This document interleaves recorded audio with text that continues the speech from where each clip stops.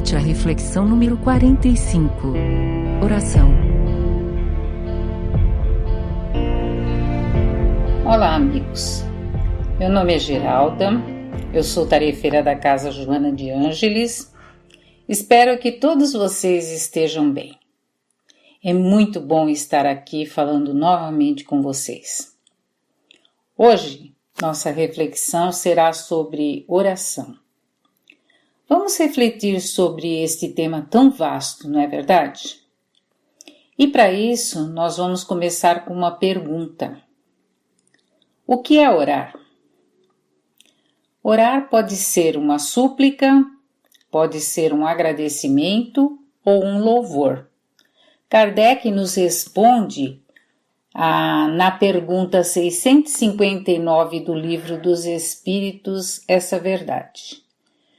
Como a gente pode, então, proceder para fazer uma oração aos bons espíritos, ou a Deus, a Jesus? Mateus, um dos discípulos de Jesus, ele nos responde, e está lá no livro da Bíblia, no Novo Testamento, Mateus capítulo 6, versículo 6. Mas tu, quando for orar, vá para o seu aposento. Fechando a tua porta, ora a teu Pai que está em oculto. E teu Pai que vê em secreto, te responderá. O que significa este vá para o seu quarto e feche a porta? Significa, minha gente, que a oração deve ser entre você e Deus. Não há necessidade de estar em um local especial para fazer uma oração. É apenas você e Deus. Porque para a oração não há barreiras. A oração chega a qualquer lugar. Chega a pessoas por quem você está orando, chega aos bons espíritos, chega a Jesus e a Deus. E aí mais uma pergunta, como podemos orar? Qual é a primeira oração que vem à nossa cabeça e que quase todos conhecem, principalmente os cristãos? É a oração dominical, ou o Pai Nosso, né? E essa oração, ela é muito importante. Vamos repeti-la. Pai nosso que estais nos céus, santificado seja o teu nome. Venha a nós o teu reino, seja feita a tua vontade, assim na terra como no céu. O pão nosso de cada dia nos dai hoje. Perdoa-nos as nossas dívidas, assim como nós perdoamos os nossos devedores.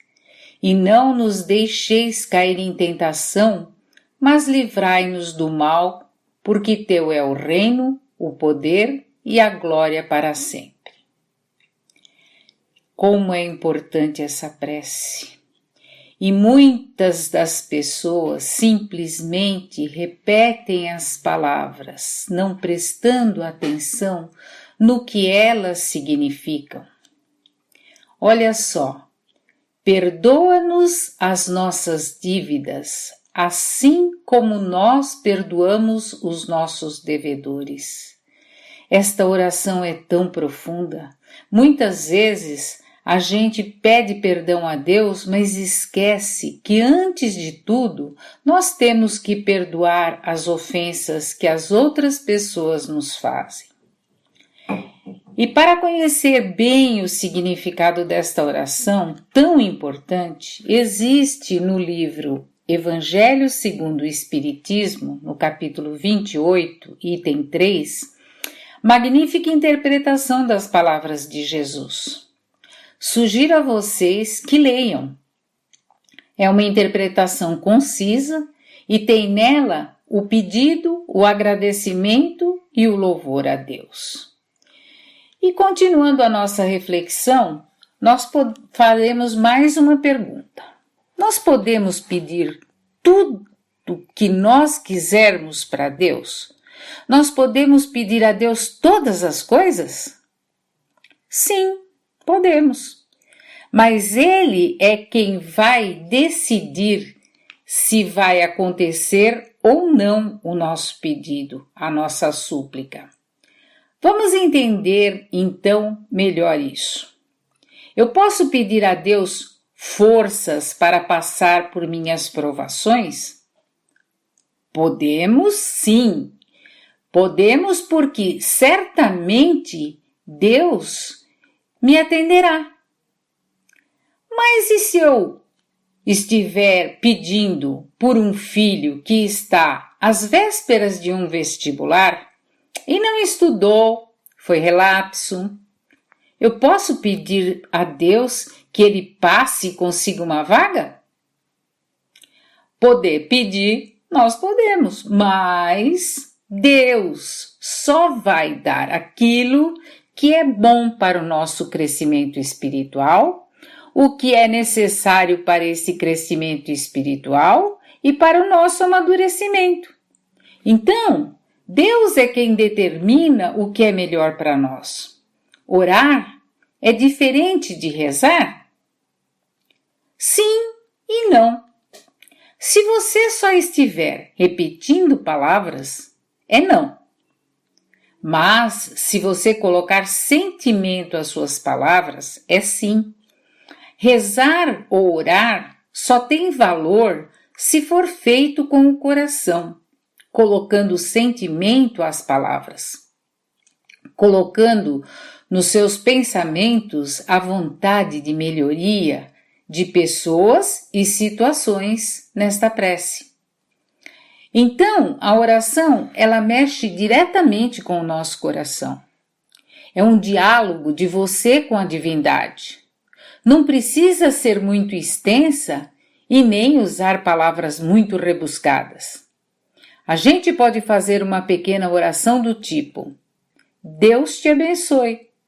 Nossa, só isso? Sim. Se ela for feita com o coração, com um desejo sincero que as bênçãos de Deus recaiam sobre você, ela é a melhor oração. Isso é uma oração que tenha certeza foi feita com o coração e um desejo sincero, que assim seja. Orar é um sentimento e, como já dissemos, para ela não há barreiras. Este pensamento, oração, vai se propagar ao infinito. E diferente do som que se propaga pelo ar, mas tem a sua limitação, a oração não tem. Ela chega para os espíritos desencarnados, ela chega para os espíritos encarnados, ela chega até Deus. E quando a gente ora pelo outro, na verdade, estamos fazendo uma intercessão, né? Aí eu me lembro de uma epístola de Tiago, epístola é carta, tá bom? E também tá lá na Bíblia, tá? No Novo Testamento. Tiago, no capítulo 5, no versículo 13, diz assim: Está alguém entre vós aflito? Ore. Está alguém contente? Cante louvores. Vejam se nós, no nosso sofrimento, recorremos a Deus através da oração. E nesses tempos tão difíceis, porque passa toda a humanidade com esta pandemia, temos é que nos aproximar do alto, dos bons espíritos, para podermos suportar as nossas provas. A gente estuda a doutrina espírita e nela aprende tudo sobre a oração. Então, nós só dá uma olhadinha, que interessante, a gente esquece de orar. Porque quando estamos felizes, lembram da palavra de Tiago? Se estás feliz, cante louvores. A gente conhece, mas a gente deixa para lá, né? Porque nós achamos que a oração é o último recurso. Quantas vezes nos chega um pedido do tipo assim: Geralda, por conta do meu problema, eu já fui a médico, eu já fui no psicólogo, eu já falei com amigos, até falei com a minha família. Mas nada resolveu e agora só me resta a oração.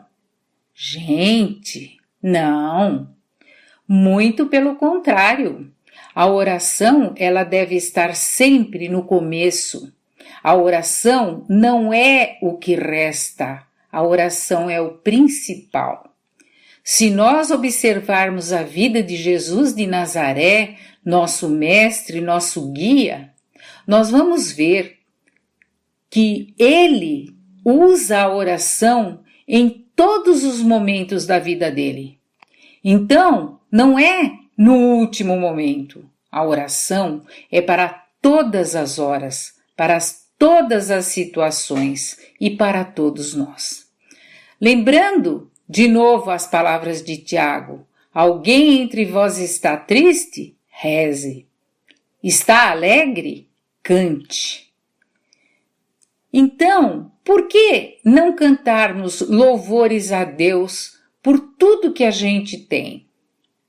E vamos ver também em Tiago, esse mesmo apóstolo de Jesus, no capítulo 5, versículo 14 e 18.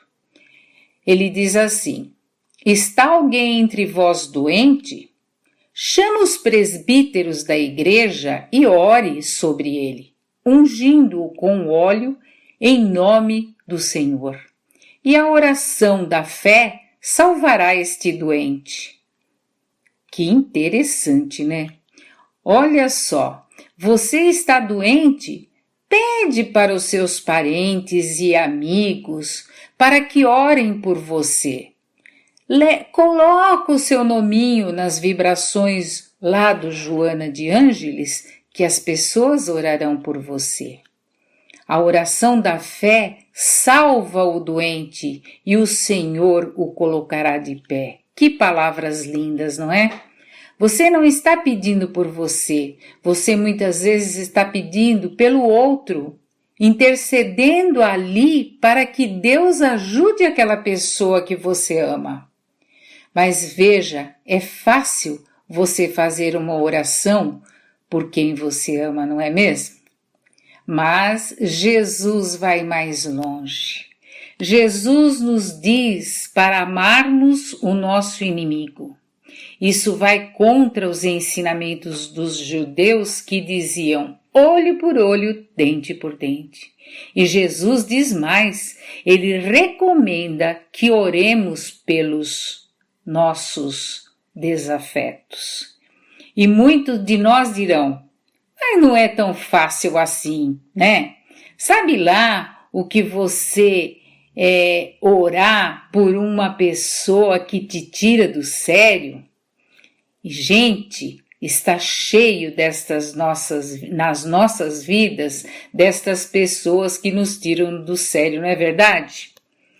Vamos orar por nossos inimigos, justamente para aqueles que nos atacam, para com eles acontecer a melhor coisa, é eles reconhecerem muitas vezes o seu próprio erro.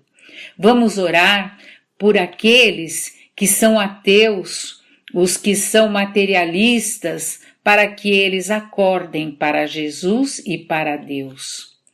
Vamos orar para que eles vejam a importância de Deus na vida das pessoas, a importância de Jesus na nossa vida. Vamos orar pelas pessoas que estão passando por dificuldades, e são tantas, não é verdade? Pelas pessoas que são missionárias, como o Divaldo Pereira Franco, que leva o Evangelho de Jesus para tantos lugares. Porque não é fácil, gente, levar este Evangelho, principalmente neste mundo que ainda é de provas e expiações.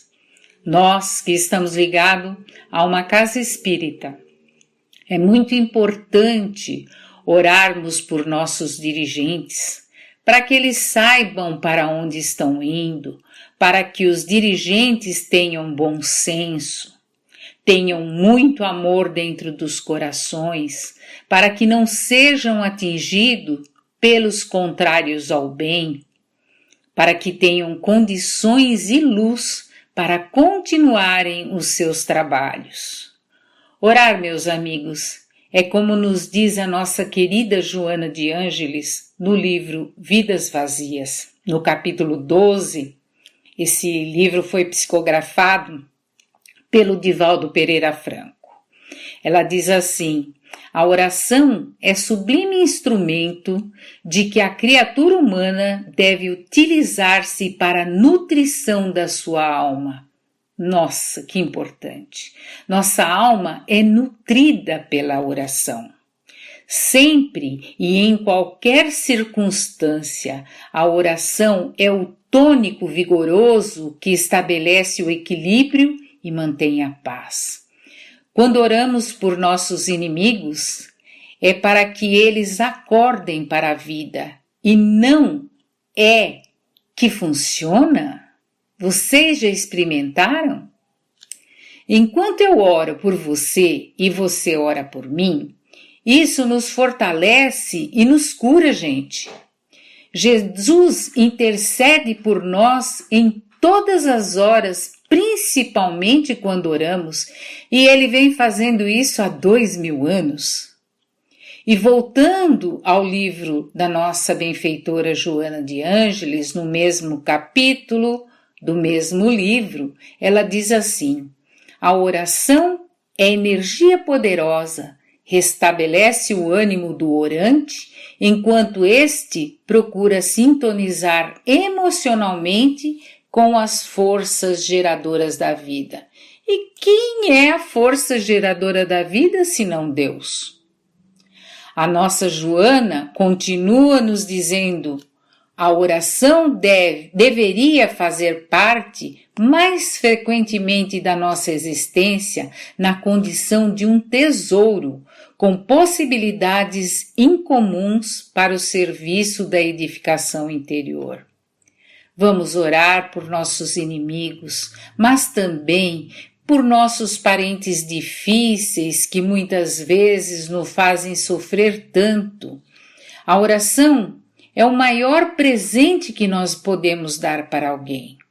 Pela prece, o homem obtém o concurso dos bons espíritos que os socorrem e sustentam nas horas boas com boas resoluções. E qual o poder da prece? Será que ela tem poder sobre o corpo físico? Agora já estamos entrando em ciência. Vamos lá. Vocês já devem ter ouvido pessoas felizes que vivem mais e melhor? Pois existem comprovação para essa teoria, relevando que pensamento positivo proporciona ações positivas. O ato de orar também tem sido observado por cientistas e estudiosos, certos de que a prática contribui para uma significativa melhora na vida dos seus adeptos. A oração é como um pensamento que